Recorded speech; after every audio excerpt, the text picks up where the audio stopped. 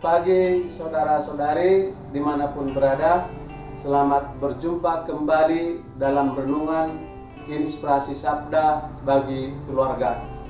Hari ini adalah hari Sabtu tanggal 16 Januari 2021. Bacaan Injil hari ini adalah dari Markus bab 2 ayat 13 sampai dengan 17.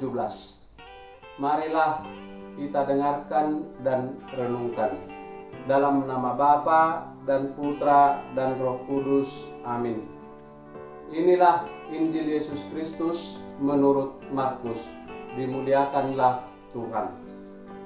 Sesudah itu Yesus pergi lagi ke pantai danau dan seluruh orang banyak datang kepadanya. Lalu ia mengajar mereka. Kemudian ketika ia berjalan lewat di situ, ia melihat Lewi anak Alfeus duduk di rumah cukai. Lalu ia berkata kepadanya, "Ikutlah aku." Maka berdirilah Lewi lalu mengikuti dia. Kemudian ketika Yesus makan di rumah orang itu, banyak pemungut cukai dan orang berdosa makan bersama-sama dengan dia dan murid-muridnya, sebab banyak orang yang mengikuti dia. Pada waktu ahli-ahli Taurat dari golongan Farisi melihat bahwa ia makan dengan pemungut cukai dan orang berdosa itu, berkatalah mereka kepada murid-muridnya, "Mengapa ia makan bersama-sama dengan pemungut cukai dan orang berdosa?" Yesus mendengarnya dan berkata kepada mereka, "Bukan orang sehat yang memerlukan tabib, tetapi orang sakit. Aku datang bukan untuk memanggil orang benar, melainkan orang berdosa." Demikianlah Injil Tuhan. Terpujilah Kristus. Bapak, Ibu, saudara-saudari yang terkasih dalam nama Tuhan Yesus Kristus. Kalimat pertama dari firman Tuhan yang kita dengarkan tadi berbunyi, sesudah itu Yesus pergi lagi ke pantai danau dan seluruh orang banyak datang kepadanya lalu mengajar mereka. Kata sesudah itu berarti bahwa peristiwa sebelumnya ada kaitannya dengan peristiwa yang akan kita renungkan. Kalimat Yesus pergi lagi ke pantai danau berarti juga bahwa Yesus sudah pernah ke tempat tersebut. Memang sudah banyak peristiwa yang sudah terjadi sebelum peristiwa yang kita renungkan ini. Yesus sudah mengajar di rumah ibadat, di rumah-rumah, di bukit-bukit, dan di pinggir pantai danau. Yesus juga pada waktu pengajarannya itu sudah banyak menyembuhkan orang sakit, mengusir setan-setan dari orang-orang yang kerasukan setan, menyembuhkan orang kusta, orang lumpuh, dan lain-lain. Akhirnya, kemanapun Yesus pergi, selalu dicari orang dan semakin banyak orang yang mendengarkan dan menyaksikan perkataan dan perbuatannya itu. Dalam perkataan dan perbuatannya itu, Yesus mau memperkenalkan siapa dirinya yang sebenarnya. Tetapi orang banyak itu belum mengenal siapakah Yesus itu sebenarnya. Melalui perkataan dan perbuatannya itu, mereka hanya takjub dan akan pengajarannya dan perbuatan yang Yesus yang ajaib itu. Mereka gagal mengenal siapakah Yesus itu sesungguhnya. Bahkan ada kelompok ahli-ahli Taurat yang memprotes perkataan dan perbuatan Yesus itu, karena mereka menganggap bahwa perkataan dan perbuatan Yesus itu adalah perkataan dan perbuatan Allah. Namun mereka tidak percaya bahwa Yesus itu adalah Allah, sehingga mereka memprotesnya dalam hati. Misalnya, ketika Yesus berkata kepada orang lumpuh yang disembuhkannya, "Hai anakku, dosamu sudah diampuni."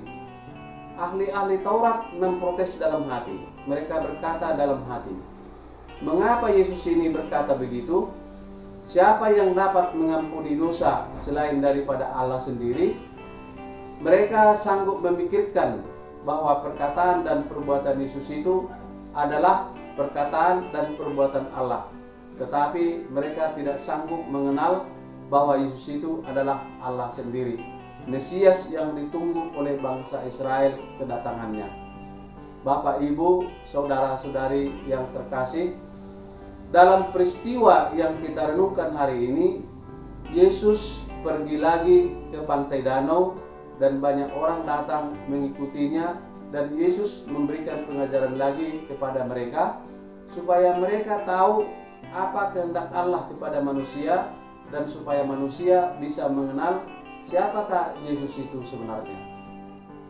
Dan setelah memberikan pengajaran kepada mereka, Yesus berjalan di pantai itu, dan di situ Yesus melihat Lewi anak Alfeus di rumah cukai, atau istilah sekarang ini kantor bea dan cukai.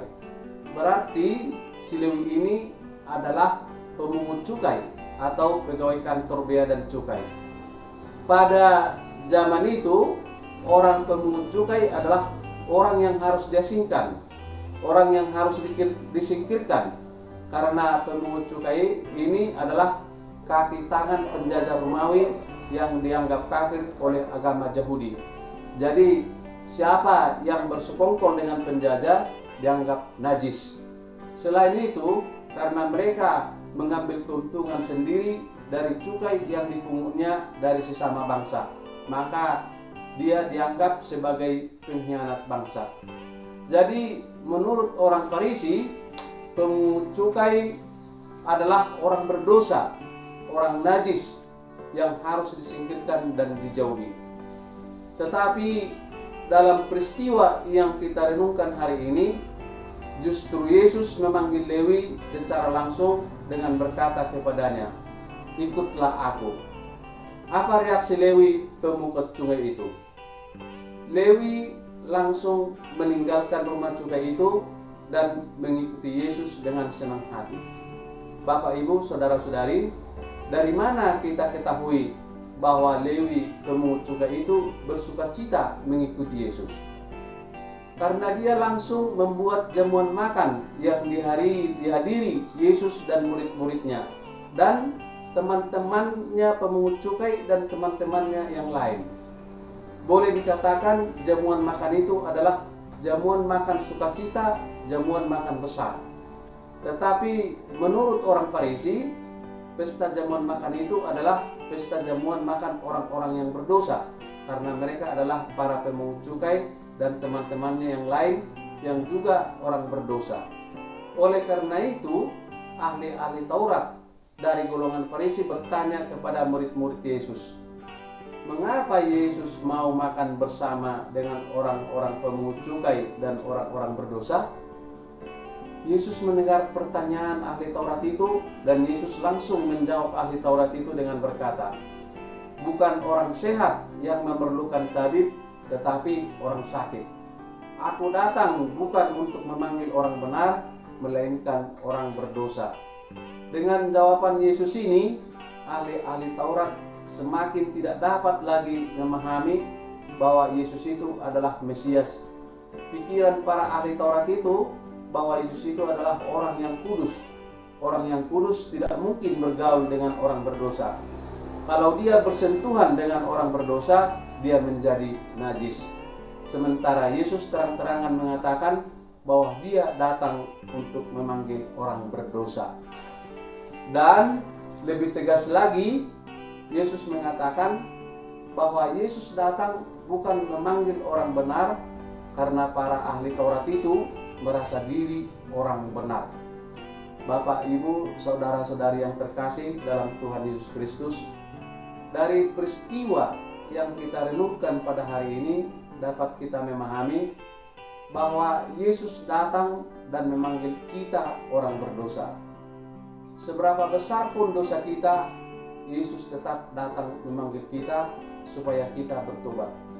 Dan menurut Tuhan Yesus, kalau ada manusia merasa tidak berdosa, merasa diri benar, maka Yesus tidak memanggil orang seperti itu karena tertutup pertobatan bagi orang seperti itu. Bagaimana sikap kita sebagai manusia berdosa atas panggilan Tuhan supaya kita orang berdosa menjadi pengikutnya yang sejati? Bapak, Ibu, saudara-saudari, reaksi kita adalah bertobat atas dosa-dosa kita. Pertobatan Lewi pemungut cukai menjadi teladan bagi pertobatan kita. Lewi langsung meninggalkan rumah cukai. Boleh dikatakan Lewi langsung meninggalkan pekerjaannya yang kotor itu. Lewi bersukacita atas pertobatannya. Lewi mengundang teman-temannya pemungut cukai untuk bersukacita dengan dia dan mungkin menjadi pengikut Yesus pada waktu itu. Lewi menjadi salah satu dari 12 orang murid Yesus, dan Lewi menjadi salah seorang penulis Injil. Siapakah Lewi itu? Dia adalah Matius, murid Yesus dan penulis Injil. Jadi Lewi adalah Matius. Luar biasa pertobatan dan penyerahan dirinya serta seluruh hidupnya secara total untuk melayani Tuhan.